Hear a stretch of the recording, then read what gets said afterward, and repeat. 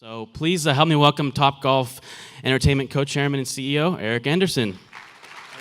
Thank you. So Topgolf is super unique, I think, because as I mentioned, my 9-year-old cousin who hates golf loved Topgolf, but I also can go there with my dad, who we're decent, but we can have like a really good time just going out there, having some food, and playing Topgolf. So how do you describe Topgolf? Because I think it could be described in many different ways, but let's hear you describe it. Sure. Well, it's great to be here. So Topgolf, we're building a sports entertainment community. The game itself really is designed, around the technology, which, as we talked about, is the RFID chips, but also now the Top Tracer technology. If you watch the golf tournament, so we'll be, taking out our optical capabilities. But we really try to create a user-generated experience where you can keep score. So really, we digitized the game. That was the early idea with the chip and the ball. And what it does is it creates a really interactive, what we think of as a parallel entertainment experience, which is you can play the game, you can compete, you can have some great food, you can socialize with your friends, and all those sort of things all at once. Really, golf is about a 20-minute game with a 4-hour walk, if you kind of break it down that way. So not that we're against walking, all for walking, but you can hit a lot of golf balls sitting there. So are you a sports company? Are you an entertainment company? Are you a tech company? Or Yes. all three? Yeah, so reason we're here, right, is it's bringing all those ideas together. So obviously we're technology enabled. It's built on an authentic game. So we always think of everything we do as being authentic. So Topgolf can be hard. You can try to hit, to a large distance, to a small target. So it can be very engaging that way, or very competitive. And then it is very entertaining, because who doesn't like to make fun of you when you hit a bad shot, sort of, just saying. And tech is weaved into the entire experience from when you get there, Topgolf knows who you are, to when you kind of weave your club over the sensor, the ball pops out, and then it's tracking your shots, tracking your scores. But it's almost kind of in the background a little bit. But at its core, I feel Topgolf is really a tech company. Tech is really at the middle of it, right? Well, it is, and if you've watched the companies we've recently purchased or invested in, right, we did Pro Tracer, which was the ball tracking system you see on the PGA Tour. We bought World Golf Tour, which is the largest, digital sports game, about 12 million people around the world, golf game. We recently invested in Full Swing, which is a simulator company. So you can kind of see us being around all the screens of golf, whether it's mobile, in front of you. So we definitely use a lot of technology. And of course, then the systems that overlay it keep track of you, as it were. So WGT is basically a mobile golf game, more or less, Yeah. right? And it had 14 million users when you acquired it. Yeah. Why would Topgolf buy a mobile golf app, basically? Well, we thought we were really building a global sports entertainment community. So if you look at us that way as a game company, as opposed to, like, say, a restaurant company, I think it's more interesting to look at it as sort of a game and technology company. We have 25 million customers. They're either engaged with us at the venues or on a mobile device playing the game. We add about 10 sites a year, which maybe adds 4 or 5 million new customers a year. So, we're very rapidly growing, sports entertainment community. So when is Topgolf tennis or Topgolf basketball or Topgolf base? Like, do you see you guys have kind of hit a really interesting point here in terms of combining the entertainment, the tech, and golf, and kind of revolutionize really that driving range experience. But do you see that happening to other sports? I mean, you guys probably are thinking about that a little bit with the success you had with golf. Well, sure, we think about it, and we could think about top baseball, but don't get me going there. I have private equity investors, they'll get upset with me if I'm going around the world. We can make news. But what you'll see is you'll see that happening, whether it's soccer, tennis. You'll see some interesting things in baseball. We certainly get approached about partnering with those people, and we'll look at that. And how do you think about ball tracking? We were just on that I was on that data panel talking about tracking the balls, and I think that's going to happen in every sport at the highest level and down low. So do you see that coming into like the PGA Tour, for example? Like, are we going to be able to see when we watch the next tournament, how far Rory hit his drive, and get all those analytics that are coming from that ball? And also, when I go play, will I have a chip in my ball one day? I don't know about the last one. I mean, it may be. I mean, they're cheap to put in there, so there's a bunch of rules of golf, which we don't pay that much attention to, but a lot of rules of golf. But sure, I think what you're seeing with all of the sports tournaments, right, is you're seeing that, like on the recent tournament, right, the PGA Championship, you saw, there were 17 holes covered.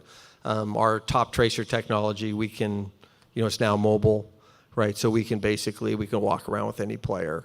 And with the capabilities we have, we can tell people how far it's going, ball speed, how high it goes, those sorts of things. The only thing the thing that's a little tricky to get can be spin on the ball, because you have to be pretty close to pick up spin.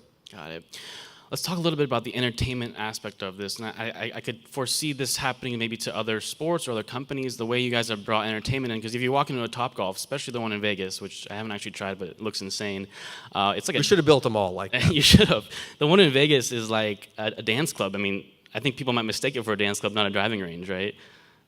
Well, there's a funny story about Vegas. That was like 5 years ago. We only had 7 sites, so it was a little bit of a bold move to think you were going to put that there. But yeah, we clearly thought bringing, the convergence. Everybody's talked about convergence for a long time, since I was 12, which was now 50 years ago or something. So, it's really a big convergence, because when you come in there, you can play the game, which is great.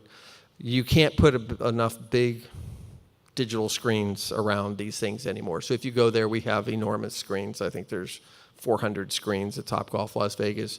We built a music venue there, which we can then live stream around the world. It's called The Yard.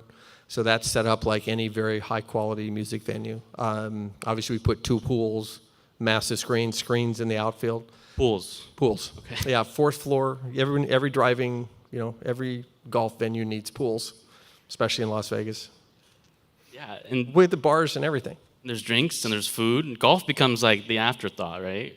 You think so, right? But golf's a permanent game. It's very aspirational. So golf, I don't think it would work as well with tiddlywinks, seriously. But golf is really aspirational. People grew up watching. People like to hit things. And this is a constructive way to hit something. So I think golf really does matter. And we have what's interesting with golf or football, when the sports themselves are really good stewards of the game, sort of like the PGA Tour and the LPA Tour, they really create a lot of inherent demand, for us, and they create that aspirational demand and the idea of hitting a good shot. So anytime you hit a good shot, I describe to my son, it's sort of like if I play one of those esports games and actually hit somebody, right? That's like, I did it. Look, I actually killed somebody, right? I mean, like, last time my son did that, he brought it out and he said, "Look, Dad, I'm going to walk in front of you. Don't do anything. And I'll come over and I'm going to hit the button. Look, you killed me." I was like 100-0, whatever game we were playing. I was losing badly. But authentically hitting a golf ball is a very rewarding experience for people. And there's been some reports about golf's, declining popularity, just in terms of it's a 4.5-hour round. It costs a lot of money. You have to buy clubs. You have to do this and that. So is Topgolf like saving golf, would you say? I don't know if we're saving golf. We're certainly helping golf. We're very close with all the major governing bodies and sports bodies in golf. The National Golf Foundation, if you add Topgolf back into golf, golf's actually a growing sport. So if we have 13 million people this year who play golf. Only half of them would characterize themselves as golfers. Those people who play 8 rounds. But if you think about golf as anybody who, puts the golf club in their hands and hits a golf ball. So when you add us back, golf actually is growing. You mentioned some of those organizations, like the larger, that oversee kind of the entire sport. Do you see other sports or other companies coming up in other sports that add that entertainment element? Because I wrestle with like the purity of sport versus adding this entertainment aspect, and how the entertainment can help the sport and the sport can help the entertainment. Because when I go to a Mariners game and I'm in the pen, like no one's watching the actual game. They go to the game to have entertainment, right? But the Mariners are still selling a ticket. They're getting a fan in there. So how do you see entertainment kind of merging into like traditional sports, or do you even see that happening at all? Well, I think it is happening. I think it's inevitable. I think that's how all these generations are growing up. I think it has to be a parallel experience now. Whether it should be or not, we could have a whole discussion about. But the reality is, if you don't have good Wi-Fi out here for a football game or baseball game or whatever it is you're doing, people aren't going to be engaged. And it is a good way to engage with the game. You're not necessarily, I kind of find it funny, you all sit and watch that, and no one's talking to each other. You're not sure what they're looking at. It could be anything. But I think it's inevitable now. That's just how people consume, how people spend their time.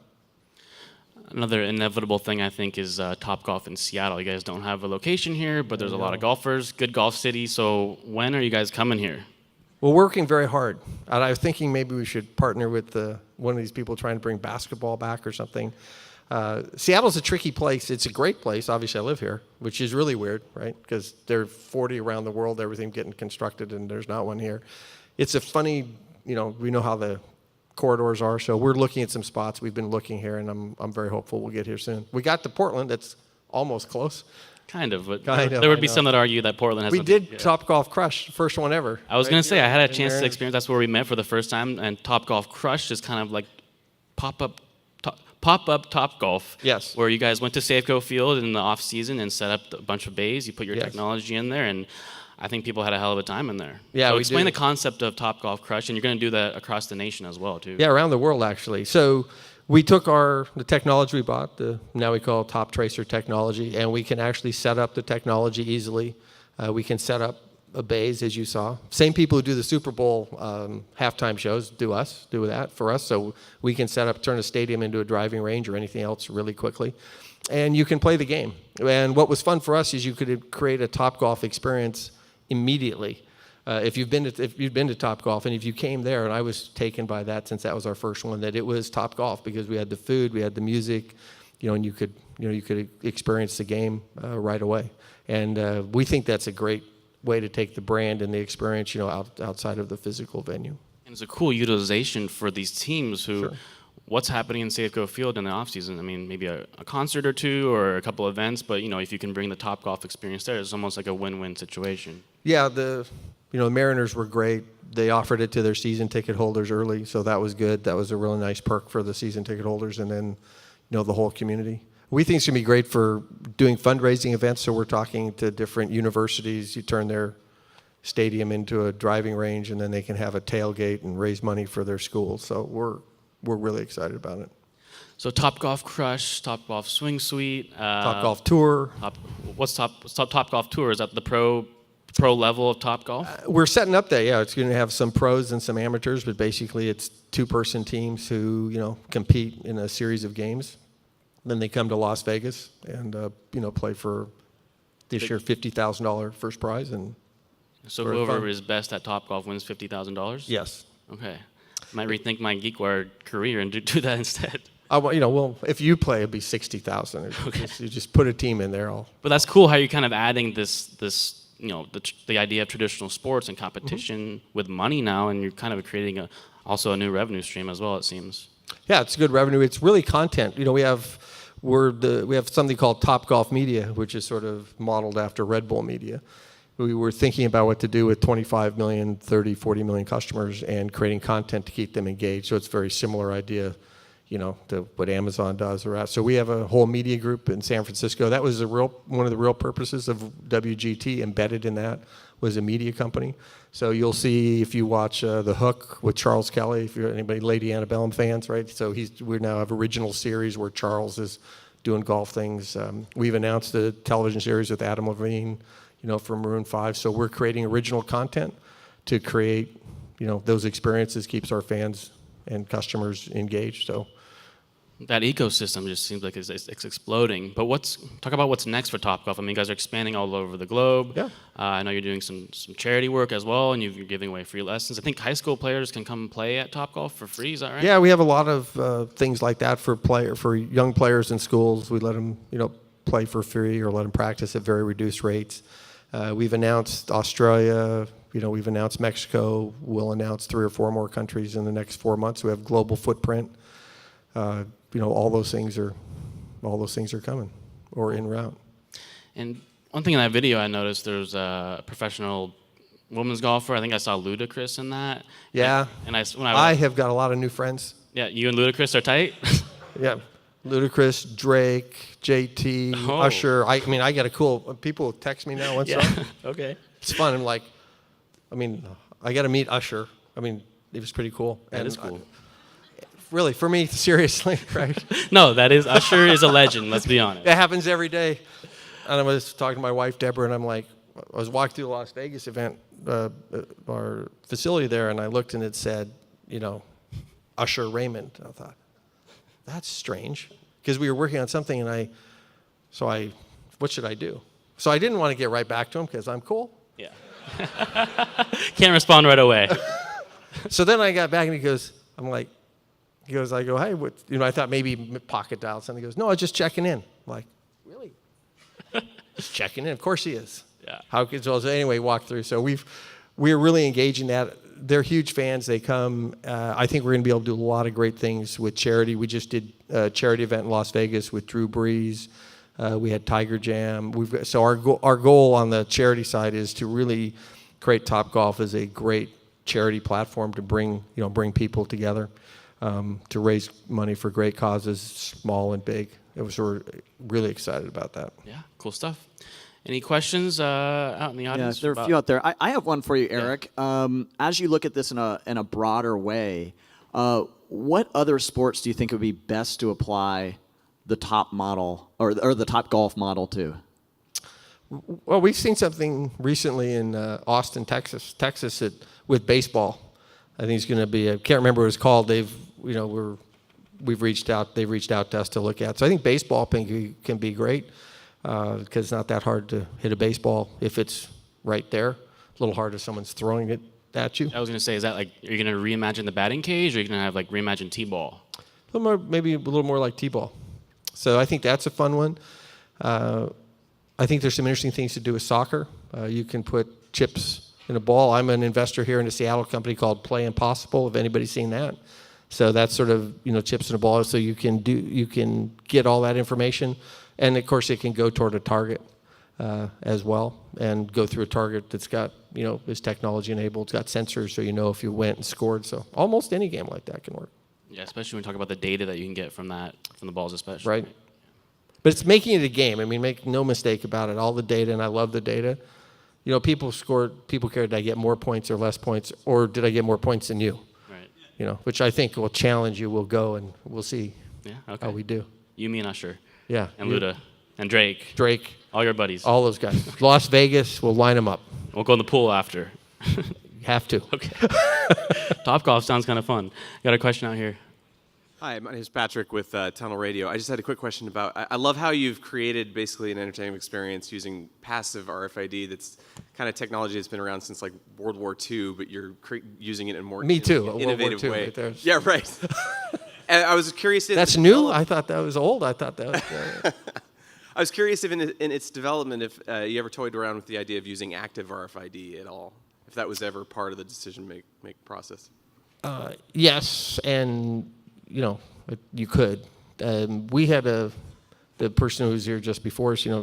We were solving kind of a simple problem. The founders were, which is, could you just know where it went and how far? Right, so we really solved a simple problem. And it just turns out that darts is a very popular game, right? And if you think about Topgolf, we're kind of just playing darts, right? So dartboard, and get closer, more points. We didn't make it look like a dartboard too much, but you could use that technology. Other questions? Any other questions? Yeah, right up front. Hi, my name is Nelson. I had a question. Whatever you can share, understanding you have privacy and proprietary issues on the finances, but in terms of kind of from a financial model, is this something that you could talk about? Is it something you might be people you see franchising it, or keep it corporate, or expanding it? Anything that you can share would be interesting. This is where I get in big trouble, You can say whatever you want, man. I can't share too much on the financial side. They're all they're all owned in the United States. We do have partners in foreign countries, so Australia, we have Village Roadshow, and we have partners in Mexico.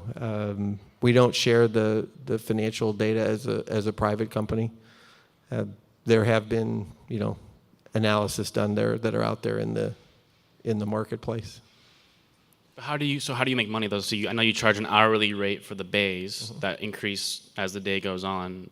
And it sounds like you guys are creating a bunch of other revenue streams as well, whether it's the content or maybe lessons. Sure. So we have a lot of revenue streams. So obviously we have the gameplay, food and beverage. We have obviously the gameplay on WGT.